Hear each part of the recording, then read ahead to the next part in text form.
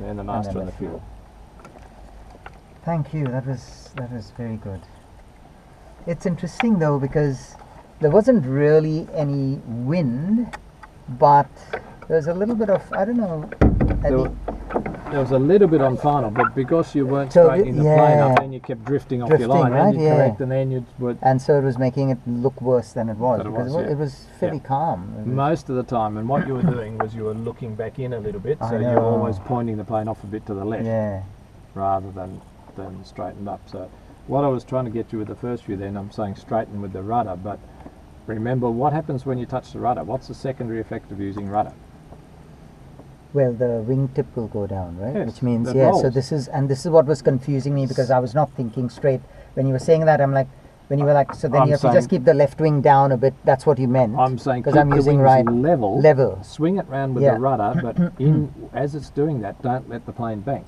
Because then it banks and starts turning off. And so if I'm using right rudder to side slip, basically, then you have to put the left wing down. No, is that right? You're coming into land.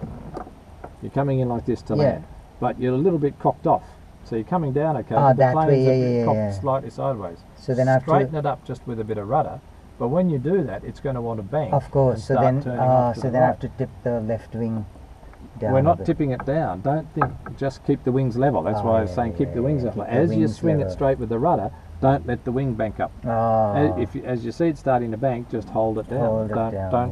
And that's don't think which way to move the control. You have to think just outcome. think outside. What's the outcome I want? I want to just swing the nose around but keep the wings level at the same time. So you might have to hardly do anything, you might have to do a lot, doesn't matter. Achieve the outcome. Yeah, and that's what I think was confusing me a few times. I was thinking too much about this. What do I do and here? Then on some of them we had that little bit of wind from the left which was causing a bit of drift. That's when I was then saying, and now hold the left wing down a bit. Because remember, how do you handle a crosswind?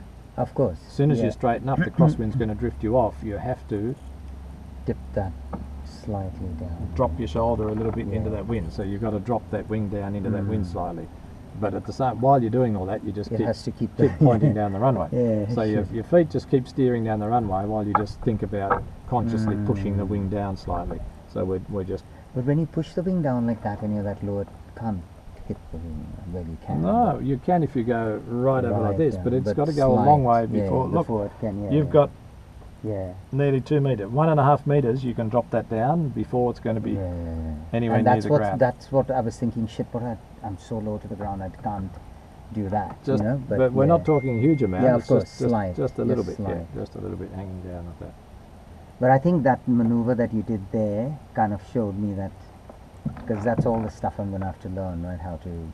Yeah. So what I was doing by just fooling around a bit there was just trying to show you that it's about just getting the plane in the right place, and then we just have to wait for it to slow down. So if we've come in, we're a bit quick. Like I came in, we're doing about 65 knots. We just have to wait.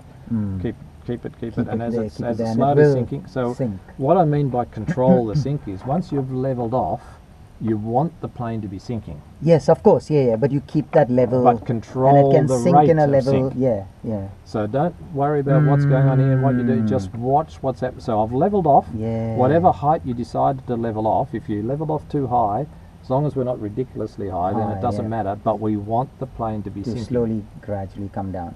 And then once what do I mean by control the sink? How can you control the sink just rate? by keeping this slightly. If it's dropping too fast, then you have to pull back a bit.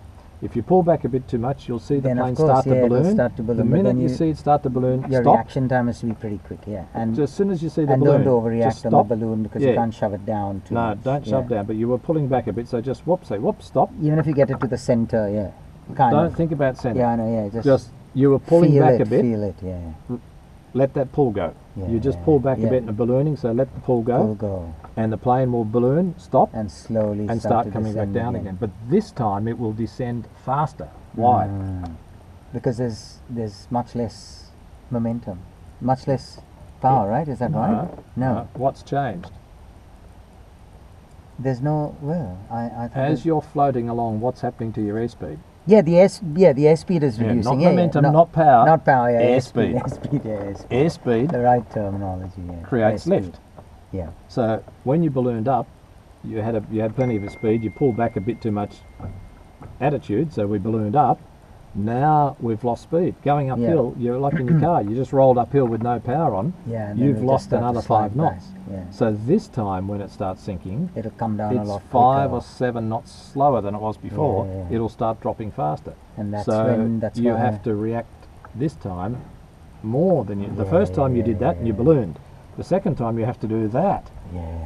Because it's slower. But again, don't think about, oh, I've only got to move it this far or this far or this far or what. But that's why you shouldn't, if you bounce once, you really should do a go around, right? Is that the... If you just do a little skip, that's fine. If you bounce up a little bit and slow down and you can see that you're about 10 foot up in the air, go around. Just go around. Because you may fix it, you may not. Yeah, not someone with my lack of experience. The point is, why should we roll the dice? Toss a coin, We'd rather say, oh no, damn, I mucked it up.